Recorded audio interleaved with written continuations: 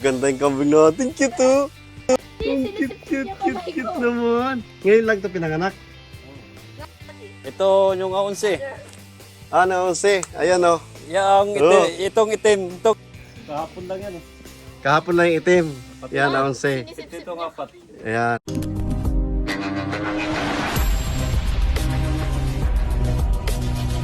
So ayan guys, nandito na tayo sa ating farm. At ito yung ating mabait na caretaker. Ang daming bunga ng nyug. Ayan oh. So ayan oh. Ayan, yung ating caretaker. Sa. Okay lang. Ayan. Bin Laden pa rin. Ah, Bin Laden. Bin Laden pa rin daw siya. So ayan yung mga pato natin oh. Ay, nanganak pala yung pato. Dumami pala. Ilang anakan na ng pato? Isa pa lang. Ayan, dumami na pala yung pato natin. So, ayan guys, yung mga suha natin, mga ka-farmers. So, napakaraming bunga. Oh, ayan. Ayan, suha natin. Ayan, oh. And ito yung, ano ng rabbit natin. Gagamitin pa rin natin yan. After Christmas, magtatrabaho tayo dito. Ngayon, titingnan muna natin yung tatrabahoy natin. May nangingitlog tayong native na manok. Ayan.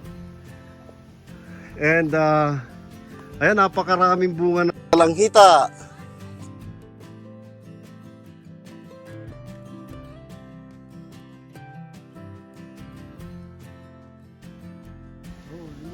Ayan. So maraming bunga ng mga nyog, which is ginagamit natin yan na pagkain sa ating mga alaga para organic tayo. Ayan, and ito bagong panganak yung ano, ang ganda ng salubong natin oh. Ayan oh, ang daming anak ng kamna. Ayan, napakagaling mag-alaga ng ating ano. Ng ating ano dito. Kapatid na nagbabantay, ayan oh. Ayan pa oh, nasa may puno ng nyog. Oh. Oh, magaganda yung kambing natin, cute oh. Ang cute naman. Ngayon lang ito pinanganak. Ito yung 11. Ano, 11. Ayan oh. Itong itim. Ito. Kahapon lang yan eh. Kahapon lang yung itim. Yan, 11. Ito nga 4. Ayan. Ayan. So ilan lahat yung anak? Bagong anak? 1, 2, 3, 4, 5, 6, 7. Ayan, thanks God for the blessings. Ayan. So ito, medyo kailangan alagaan ito, alalayan to. Kasi medyo napaka-anak lang yata nito. 4 kasi. Ah, 4? Oo, 4. Alin? Oo. Patidiin yan eh. Bu, 4 pala. Sa isang ina, 4 ang anak. Pipili natin siya ng ano, chupon. Padididiin mo ng gatas. Pipili tayong gatas. Para hindi manghina to.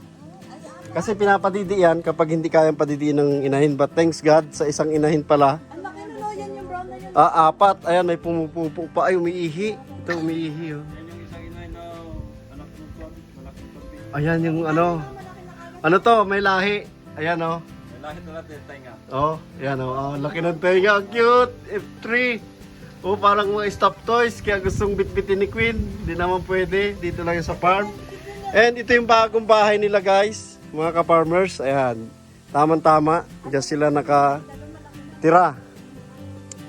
So kapag may budget na tayo, didingdingan natin ng kalahati para kapag umulan hindi sila nababasa.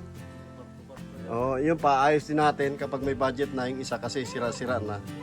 So i-continue lang natin tong may yero na to, itataas lang yung yero nun. Tataas lang yan. J, tapos pantay lang dito sa isa.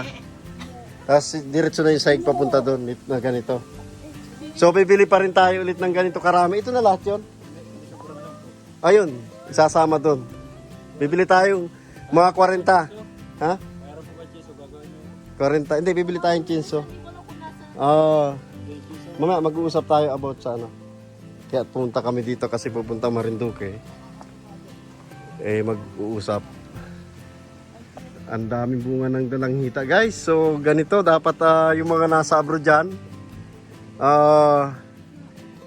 mag-ano tayo, mag-save tayo ng pera para sa farming. Maganda ang farming. Ito, nakakatuwa. So, andito yung mga biik. Ito, mga ka-farmers, isisilid natin yan sa sako. Ayan, para maging pataba natin sa mga tanim dito. na gulay o mga pakain sa kanila. Bali, recycle lang.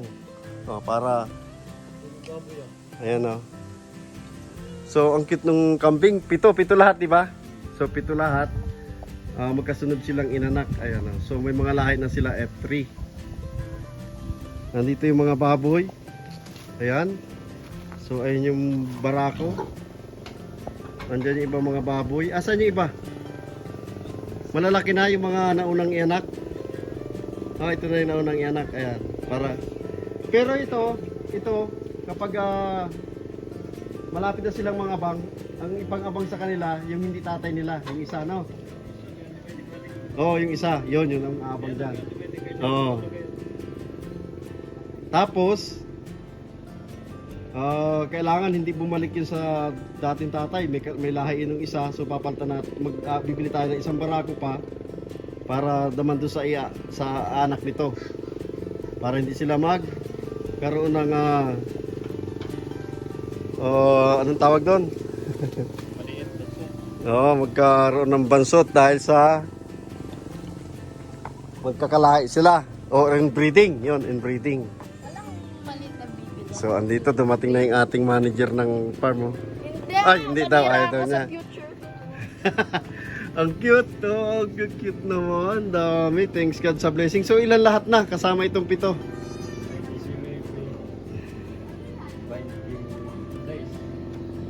Ha? 26. Oo, 26 na yung kambing natin. So, dadami na yan. So, kapag may budget tayo, luluangan natin itong bakod nila. Tsaka papalitan natin ng lumulundag. Mas mataas pala. Dapat. Oo. So, ayun guys. Bigay mo na yung pasalubong mula kay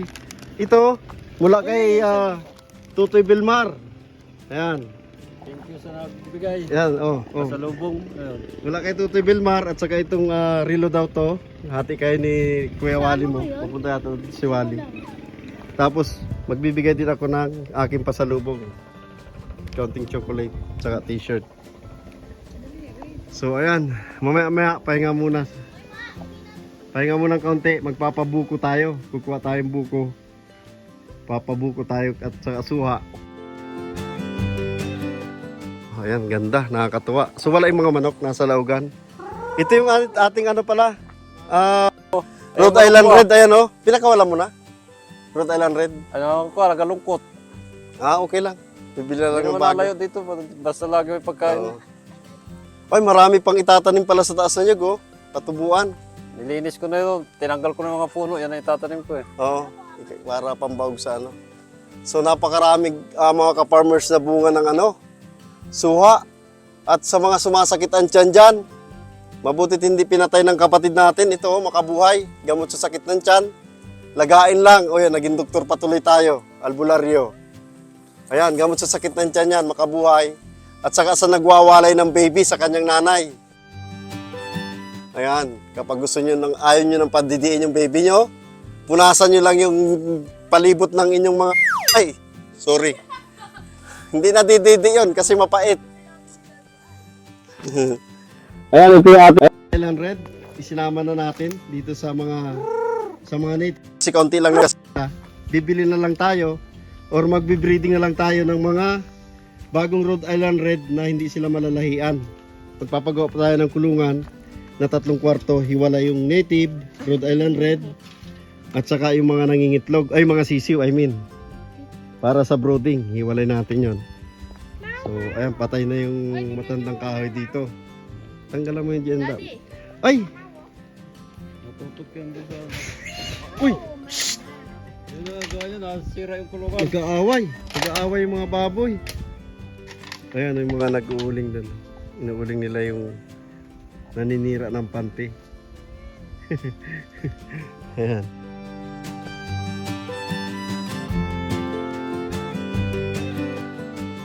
Matamis yung sampalok, G? Maasim. Pang-asim lang pala. Oh, ito yung anak nung kay Bebeng aso na namatay.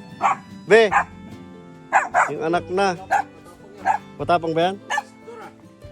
Nangagat yan? Ito, ang daming suha. Paakit natin kay Gigi. Pasusungkit natin. So, dadalhin natin yan. Yung daming bunga ng sampalok, kaya lang maasim. Para hindi mag-erode yung soil dahil tubig na yan kapag tag-ulan. So, pananatilihin na lang natin yung sampalok dyan. And gagamitin na lang natin yan sa pang-asim, sa mga tinulang manok. Ay, tinulang manok, sinigang na bangus pala. Sa tilapia na sinigang. May ano ka? May huli ka? Ay, wala. So, ayan. Dito yung hukayan natin ng palaisdaan. Pero ang daming tubong ano Hindi mo na ilipat lahat, G. Ang daming tubong ano. Pero pwede pang ilipat yan. Mahogani. Ayan, ipapalipat natin. Mahogani lahat yan, guys. So. Kaya saan yung ano? Oh. Alin? Asan?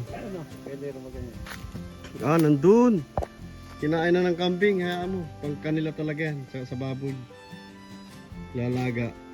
Ayan, so dito bisitahin nga natin. Dito ko balak ilagay yung palaisdaan. Oo. May CR ka na ba dito? Wala pa rin. Papahukay akong CR dito pa rin sa dati. Nilinis ko yung natampulan ulit. Ayan, wala namang ahas dyan. Ayan ulit gagawin natin Puso Negro. Pero ahas dyan. Natanggal? Sinilabang ko Ewan ko na. Umalis na yun. Ayan, may mga puno tayo ng kawayan dyan. Pwedeng pambakod dyan. Papagawa tayo dito habang nandito tayo sa bakasyon. Papahukay tayo bibili tayo ng mga ka-farmers ng power saw. At saka jackhammer. Parang papahukay tayo ng ng hito. Malapit dito sa bukal. Ang gusto ko para hindi sila nakakatihan ng tubig. Ito yung nakikita ko lagi sa video na ito yung mga madre agua natin. Dahil nga tumatalon sila dun sa bakod natin. Ayan buhay pa naman sila. Kaya lang, ayan guys, ang dami nila, maraming puno. Kaya lang inuubos nung kambing. Ayan ayan buhay naman sila. So, kapag sumanga lumago, ipapalipat natin sa kapatid natin. Inuubos ng kambing. Ito, malago dito yung madre de agua. Ayan Ayan, siguro hindi nila nakikita. Ito, malago dito yung Madre de Agua. Ayan. So, mamaya. Ayan. May nakikita akong kalamansi. Wait, talamunding. Ito, ang dami. Ang daming bunga guys, ng kalamansi. Kukuha tayo dyan, mamaya. Manununggi tayo, dadalhin natin sa Pampanga. Ayan, hindi makapag-vlog yung tao natin dito, kapatid natin sa farm. Wala daw siyang load.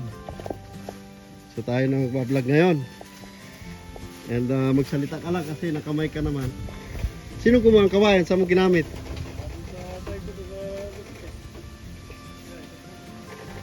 Puno pa palang pwedeng kami lang. Sa Ayan ang daming namatay. Ayan, ating kawayan, tanim ng ating tatay. Mana sa atin ng tatay natin, kaya ayaw nating iwan tong farm. Kasi ito yung talagang inalagaan niya nung tayo nagtatrabaho sa Manila.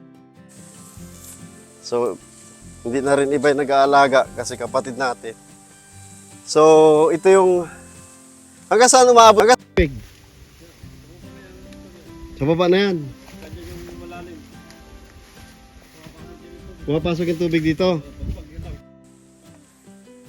Bagyo lang yun dyan. So, ito buho to o tinika? Buho yan. Buho ito. Buhuan yan, papasok to. Hanggang doon sa ilalim nung may host. Ayan guys, dito tayo simula ng paghuhukay. So hindi naman umabot tubig dito. So bali ito magiging gilid ng palaisdaan natin dito. Diyan natin tatambak yung lupang mahuhukay. Mula dito, mula dyan sa Madre de Agua na yan, punta doon sa pataas. Bali hagdan-hagdan yung gagawin natin palaisdaan. Isang hukay dito, tapos may pinakang poles, tapos isang hukay doon sa taas. So ang gagawin natin, unahin na muna nating ihukayin doon. Itatambak yung mga lupa dito, sa gilid na to. Ayan, dito sa gilid. Papasakan natin ng kawayan doon. Para maging kawayan na yung tumubo yung kawayan.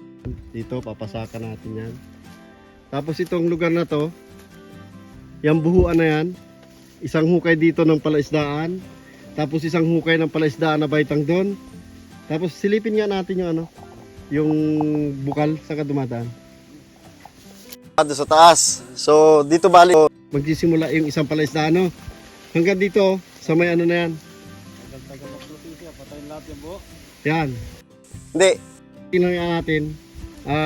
Hindi natin iiwasan natin mga puno ng buho. Paliliko-likuin natin yung tubig. Bali hagdan-hagdan yung palaisdaan. So yan, doon tayo dadaan sa taas. So umaabot yan sa kabila ng kawayan na yung tubig. Ito gagawin natin palaisdaan. Hito. Maganda at kanlong. Nasisikatan naman siya ng araw kapag tumitila yung araw.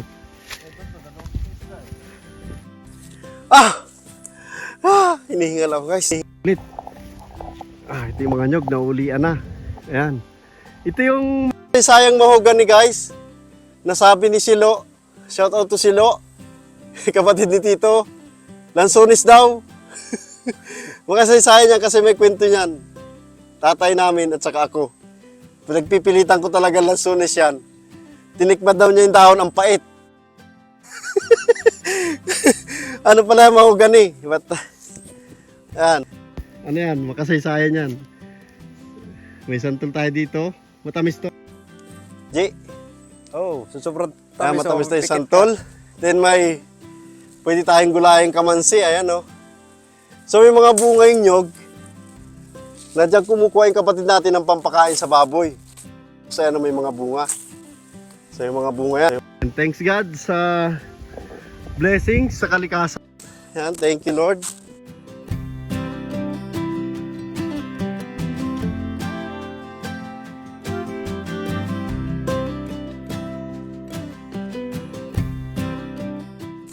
Ayan, may nyug dito. Ayan. Ayan guys, ito parigoric. Gamot din sa sakit ng tiyan yan. Mapait yan. Nilalaga din. Ayan. May langka dito. Or jackfruit. Andun yung pinyahan natin. Sa dulo doon. Ayan, pupunta tayo dito sa ano.